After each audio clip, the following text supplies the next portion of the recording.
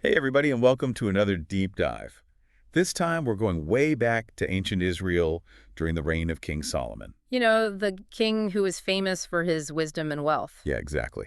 We're going to be looking closely at one particular story from his life, the visit of the Queen of Sheba, as it's told in 1 Kings chapter 10. It's a story that has fascinated people for centuries. And we're going to see why it's still so powerful today. I mean, think about it. It's not every day that you hear about a queen traveling across a vast desert just to have a conversation. Right. But that's exactly what the Queen of Sheba did. She must have had a really good reason. Oh, she did. She had heard all these amazing stories about how wise King Solomon was. Makes sense. And as a ruler herself, she wanted to see for herself if it was all true. So she was kind of like checking him out. Basically. But, she didn't just show up empty-handed. Yeah, it's not like she was just popping in for a casual visit with a fellow monarch or something. No, not at all. The Bible describes her arrival as this huge procession with camels loaded down with spices, gold, precious stones, you name it. It was like a royal caravan. Wow. It was a really big deal. It was her way of showing how powerful she was and also how much respect she had for Solomon. So it was about diplomacy, but she was also genuinely curious, right? Definitely. She was eager to learn.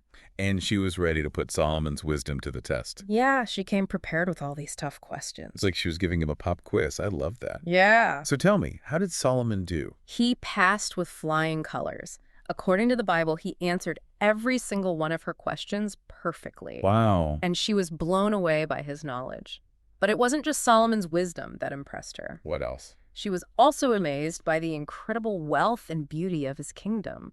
The palace, the way everything was so organized, the fancy meals, even the clothes that his servants wore, everything was just so impressive.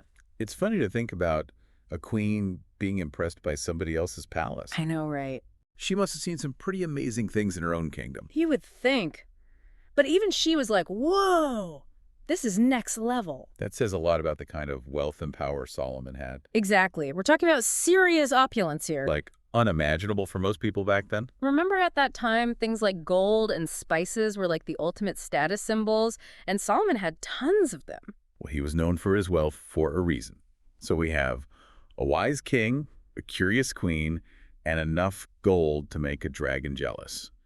What happens next? Well, the queen was totally humbled by the whole experience. I can imagine. She realized that Solomon's wisdom and all that prosperity weren't just because he was lucky or clever or anything. Right. She actually blesses God in the Bible. Really? Yeah.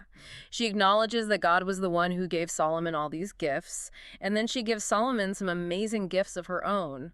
Even more gold, huge amounts of spices, and tons of precious stones. It sounds like a really beautiful moment, like two powerful rulers showing respect and generosity to each other. It was a big deal. Remember back then, spices were super valuable? Right, they weren't just something you sprinkled on your food.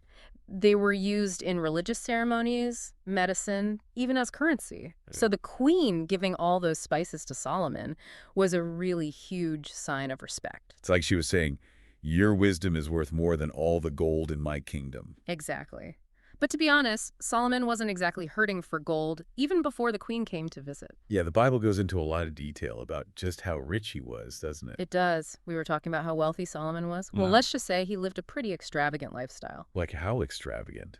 Think gold everything. I mean, Yeah. we're talking 200 big gold shields Wow. and 300 smaller gold bucklers. Even his throne was made of ivory and covered in pure gold. And you want to know what he used for drinking vessels? Tell me. Forget silver goblets. Solomon drank from solid gold cups. Can you imagine having so much gold that you just use it for your everyday dishes? It makes you wonder if anyone in his kingdom even bothered with silver anymore. Right. The Bible actually says that silver was so common in Jerusalem that it was considered practically worthless. Wow. They had reached peak gold. Exactly. But Solomon didn't spend all his money on just bling. What else did he do? He also used his wealth to build a huge trade network. So he was like an ancient importer. Basically, he had ships and caravans bringing all sorts of exotic things from faraway lands. Like what? Well, he loved exotic animals. Really? Apes, peacocks, you name it. He also imported rare types of wood, like almug trees. Almug trees, what are those? They were these really valuable trees that were known for being strong and beautiful, and they were hard to find. So what did he use them for? All kinds of things. He used them to make pillars for the temple and his palace. He even had his musicians make harps and other instruments out of almug wood. Wow. So he wasn't just hoarding all that wealth. No, he was using it to encourage art and culture in his kingdom. Right. And that's not all. He also used his wealth to build a really powerful army, lots of chariots and cavalry. He needed that too, Right. right? To protect his kingdom. Exactly. Solomon knew that having a strong military was important for keeping his kingdom safe. So here we have a king with amazing wisdom, a booming economy, tons of artistic treasures, and a really strong army. It sounds like he had everything. Yeah. You have to wonder, could all that wealth and power actually be a bad thing? That's an interesting thought. It makes you think, right?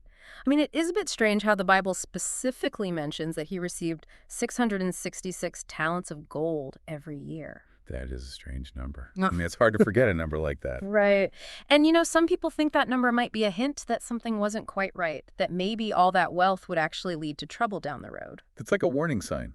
Maybe. But didn't God bless Solomon with all that wealth? Yeah, that's the tricky part. I mean, the Bible clearly says that God gave Solomon both wisdom and wealth. So what are we supposed to make of that? That's a really good question, and it's something we'll talk about more in the next part of our deep dive. We'll explore the potential downsides of wealth and how even something good can become a distraction if we're not careful. I'm definitely curious to hear more about that. So we're back, and I'm still thinking about all that gold and those It's palaces. pretty hard to forget, right? It is. But we ended on a bit of a serious note. How all that wealth could actually be a problem for Solomon. Yeah, is it possible to have too much of a good thing? Especially when it seems like it's a blessing from God. That's a really tough question, and people have been wondering about that for a long time. For sure. I mean, on the one hand, we see God giving Solomon all this amazing stuff, wisdom, wealth, power, you name it. It's like a sign that God is happy with him and his leadership. I see that. But then there are those little hints in the story that make you wonder. Like that number, 666. Right. It's like a little warning sign. Yeah, maybe all that wealth wasn't such a good thing after all. It could be. Like maybe it would distract Solomon from what was really important. You mean from things like being a good and fair leader? Exactly. Material wealth can be so tempting. It can make you greedy and proud and make you forget where your blessings really come from. Okay, so how do we make sense of all of this? I mean, how can we enjoy the good things in life without falling into that trap of always wanting more? Well, I think it all comes down to why we want those things and how we think about them. Yeah, okay. It's not about how much wealth you have. It's about what you do with it. Are you using it to help other people, to make the world a better place, to honor God? Or are you just focused on getting more and more for yourself? That reminds me of the Queen of Sheba. She wasn't impressed just by all the gold and stuff.